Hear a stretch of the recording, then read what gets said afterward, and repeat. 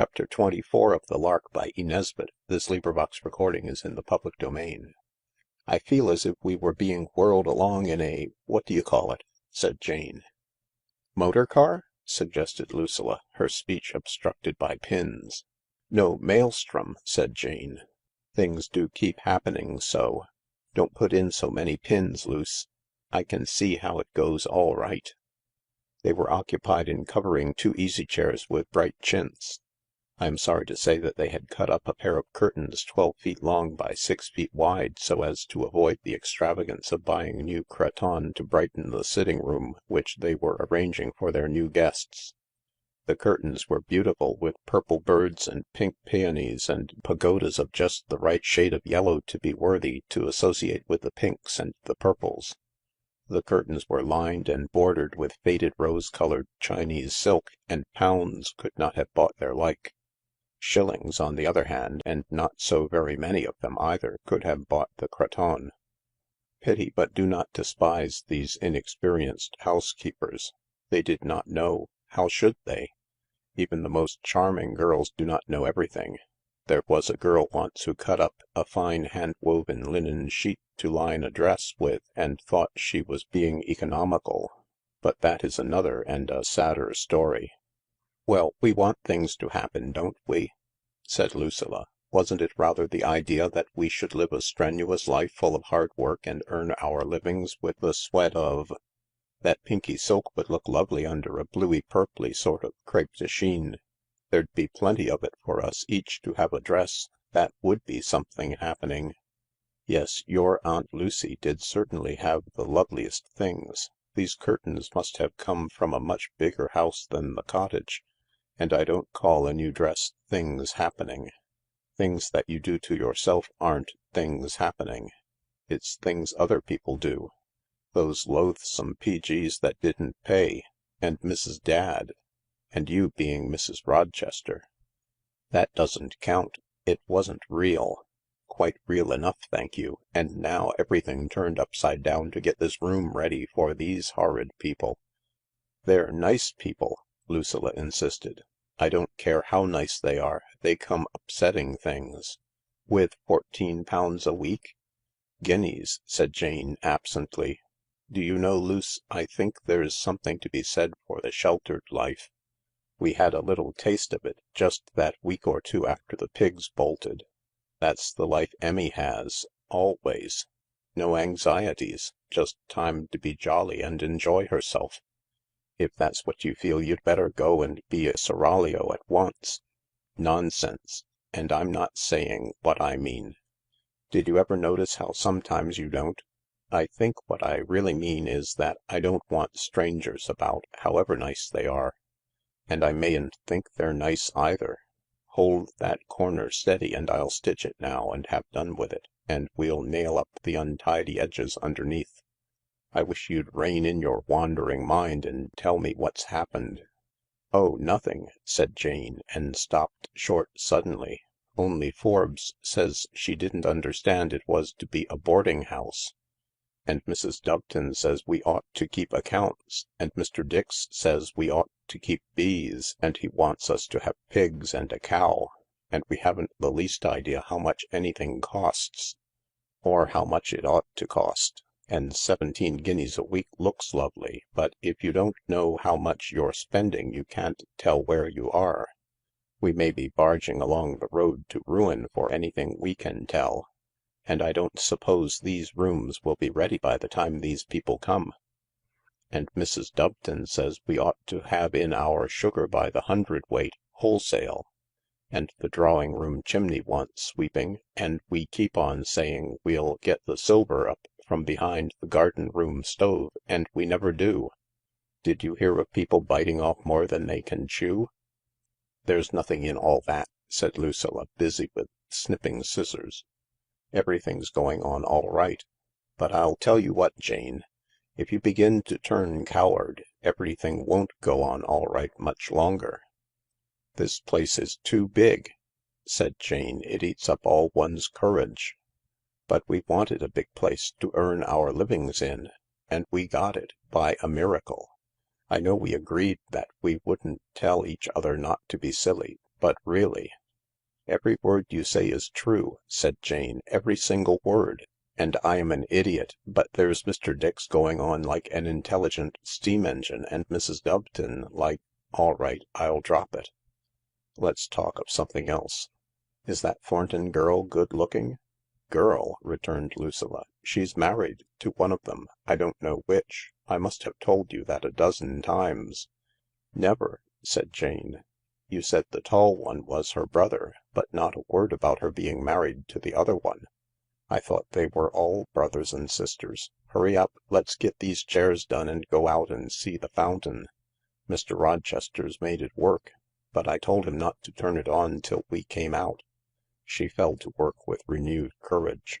" What was it you were asking about the Thornton girl? Just before I said she wasn't a girl. What was it ?"" Oh, I don't know," said Jane blithely. " It doesn't matter anyhow. Now let's fix our powerful minds on bees. Shall we have them or shan't we ? Can we afford it ?"" Oh yes," said Jane, " if our Mr. Dix says so. He knows about it all. He knows. That'll turn out all right. Don't you worry. And variable as the shade by the light quivering aspen made," said Lucilla. "Yes, I know," said Jane. "Yes, I was in the dumps, but you're a splendid comforter, Luce. I see that you're right and everything's all right. And you are right. And I am right. And everything is quite correct." Lucilla's scissors snipped in a thoughtful silence. But to herself she said, "Oh ho," and remained thoughtful in the face of the sudden bright gaiety with which Jane now enlivened their work. The afternoon was fine, the fountain played to admiration, and Mr. Rochester received the congratulations of the company. Mr. Dix received permission to buy bees. Jane seemed to have received a new lease of her habitual light-hearted optimism, and Lucilla felt that she had received enlightenment. It was Mr. Rochester's day of triumph, for after the fountain had sprung and sparkled and pretended to be in turn cotton wool and glass and fine silver, he announced that the library was done and they trooped along to see it. The too enthusiastic interest of Gladys had led Mr. Rochester to ask leave to keep the door locked. So it was some time since anyone but Rochester had entered the room. Now they all stood in a silence of admiration that followed the first involuntary and unanimous "Oh!" For all the mustard-coloured paint was gone and the panels showed in the beautiful grey of their own oak. The books had been dusted and put back on the shelves, and the room had been swept and brushed to a fine bare neatness. " Why, it's the most beautiful room in the house," said Lucilla. "Almost it persuades me to be a bookworm," said Dix, and took down a book and then another book. Lucilla also began to take down books. Large ones with pictures. In a moment she looked round for someone to share the delights of a book of engravings, romantic pictures of castles and monasteries and ruins, with the wonderful trees and skies of the steel engraver and the little blurred round brown footprints of time. "Oh, do look at this picture of Lindisfarne. Isn't it lovely?" And Mr. Dix came and looked and said it was. "But look at this," he said, displaying his book. "The lovely little pictures of strange beasts." Jane and Rochester drifted to the window, whose big bow made almost another room. An octagonal table, leather-covered, came near to filling it. They squeezed past, and leaned out of the casement among the thick-flowered jasmine and wisteria. When I say they drifted, I do not really mean what I say. To Lucilla and Dix they no doubt appeared to drift, but what really drew her to the window was the action of Mr. Rochester. He too had taken a book from the shelf and had held it out for Jane's inspection, and when she looked it wasn't a rare edition or a picture of a manticora or a ruined abbey that she beheld, but a slip of paper on which was written, "Please come to the window. I have something secret to tell you." Now you must know that during the last few weeks Jane, by an art so consummate as almost to have deserved from an unkind critic the epithet of artfulness, had succeeded in being very nice indeed to Mr. Rochester in public, and at the same time had most resolutely avoided all occasions of converse with him except public ones. Rochester, with equal art but inferior success, had tried his hardest to get a word alone with her. In vain. Always she was with Lucilla, with Mrs. Doveton, with Gladys, with one of the dismal and non-paying guests. And if he did find her alone, she was always on her way to keep a most urgent appointment with one or other of her unconscious chaperones. Lucilla, who had herself no desire for tete-a-tetes, had seconded Jane ably, if unconsciously. And this had gone on and on. Now Jane looked at the book and said, "Yes, very pretty," and very, very slightly shook her head. "Oh, but look at this," said Rochester, turning the pages quickly. She looked, and this is what she read. "There is a secret door. Let me show it you first." Oh well, if it was only a secret door. And it was then that she moved slowly towards the window, Rochester following with an admirably simulated air of its being a moment this like any other moment. "That's very good of you," he said, in that veiled voice which sounds just like ordinary talking to anyone a couple of yards away, until he tries to hear what you're saying and finds that he can't. And there is a secret door. But first I want to ask whether I may go on using this room. I am writing a book about my new discovery." "Oh," said Jane, and her voice was not quite so veiled as his, but still, she wasn't exactly shouting. "Have you made a new discovery? What is it?" "Well," he said, "if it's what I think it is, and I don't think I'm wrong, it knocks spots off Newton. And as for Einstein— but that's all dull to you." "You mean I couldn't understand it?" "You could, of course, but you'd have to understand a lot of other dull things first. Mathematics and physics and dynamics and things like that. Can't you explain in a popular style that the beaver could well understand?" "I suppose I could. But it would take a long time and it wouldn't amuse you. Only may I come and write here? It's so quiet and so good. And I wouldn't be in the way. I'd go in and out through the French window. And the secret door? Well, I shall always be here, and when you feel you'd like to see it, well, here it is, you know. But I can't have secrets from Luce about secret doors, you know," she added hastily. "Forgive me for saying that I can. Please let me," he pleaded. "Let me have just this one little secret with you." "Oh, very well," Jane mumbled, anxious to get away from any talk of secrets, especially from the memory of another secret that he had with her, the little secret of their last interview in that room when— Jane looked at his coat. It was the same coat, and wondered how any fabric worn by men could be at once so coarse and so comforting. All the same— "But I thought," she said, picking jasmine flowers and laying the stalks together with earnest accuracy, "I thought you were to take care of your uncle's house till he came back." "Oh, that's all off. My uncle met a chap in Paris and he's lent him his house.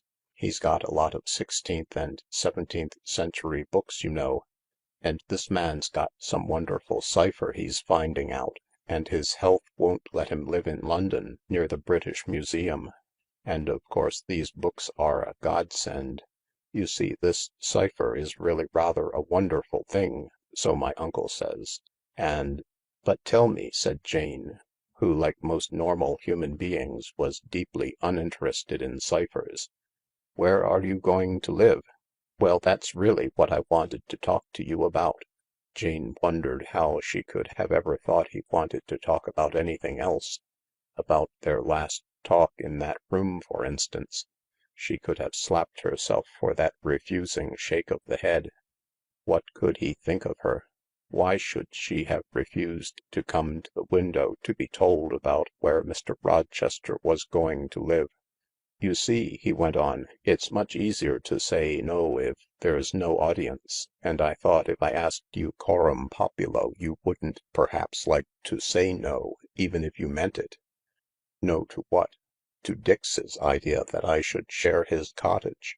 Do you mind?" "No. Why on earth should I?" "Then that's all right," he said joyously. "And we're friends again, aren't we?" "We've never been anything else," she said, sticking the jasmine in the front of her dress. "Mayn't I have some?" he asked, and really it would have been silly and self-conscious and schoolgirlish to tell him to pick a piece for himself. So she gave him a sprig of jasmine and he put it in his coat. "Then I'll move my traps down tomorrow," he said. "It's really very good of you." Jane reminded him that the whole place was his uncle's. "And besides," she said, "isn't it better for Mr. Dix? Isn't it cheaper to keep house for two than for one?" she asked. "Not quite that, perhaps," he said gravely, though his eyes were smiling. "But two people together cost less than two apart, I'm told. I suppose they eat up each other's crusts. And look here, Dix and I were wondering, couldn't we have another day on the river before those new people of yours come? I wish you didn't have them. You ought to have the place to yourself and not be obliged to— "And not be obliged to turn Pigs loose into it? Well, it isn't our place, you know. And I think how lucky we are to have a place at all to turn Pigs into. I wish you hadn't to do it. You'd like us to sit on a cushion and sew a silk seam?" "I'm afraid the strawberries are over for this year," he said. "But— oh, well, let's make the best of it. Miss Craye says they're really nice people, these new Pigs of yours. We could get up a little dance." "Oh," said Jane, new vistas opening before her. "May I implore the honour of the first dance?" "All right," said Jane. There was certainly no reason for saying, "No, thank you." And that night she and Lucilla talked long and earnestly of the lovely possibilities of rose-coloured Chinese silk and chiffon and all the shades of the fairy rainbow, the shades that you can never match in the shops. It was the day before the one fixed for the arrival of the Thorntons and Mr. Tombs. The rooms were ready, the armchairs looked beautiful, and Jane was enjoying a well-earned rest in the hammock that hung from the apple tree on the remotest of all the lawns, when she saw through the bushes the uncompromising black and white livery of Forbes approaching like a large respectable magpie. Whatever is it now, Jane wondered. She was deep in Uncle Silas and wished for invisibility. Forbes very properly waited till she was quite close to her young mistress before announcing that there was a lady to see her. "Tell Miss Craye," said Jane. "I can't see anyone." Forbes said that Miss Craye was out, she believed, ma'am. "Oh, all right." Jane plunged angrily out of the hammock. "I'll come. I suppose you put her in the drawing-room. Who is it? Did she give her name?" "Yes, ma'am. It's Mrs. Rochester," said Forbes, and something faintly resembling a smile seemed to play near her mouth. Mrs. Rochester? And Lucilla not in? And Forbes, the gravest of the grave, almost smiling? This was a little bit too much. Once was all right and not a bad joke, but twice? And with John Rochester working in the house too? Lucilla ought to know better. Jane quickened her pace to a run. She had shaken Lucilla last time. This time— She ran on, arrived in the hall flushed and dishevelled, glanced through the crack in the drawing-room door. Yes, there she was, close to the door from the library. Jane crept quietly through the room where John Rochester was today fortunately not working, came behind the seated figure and smote it violently on the back, crying, "Oh no, you don't, old girl!" And her hands were raised to tear off Lucilla's disguise. Not a bonnet this time, but a hat, and quite a smart one. When the smitten figure, having risen, turned, staggering, revealing to the stricken Jane the infuriated countenance of a perfect stranger. This time it really was Mrs. Rochester. End of chapter 24.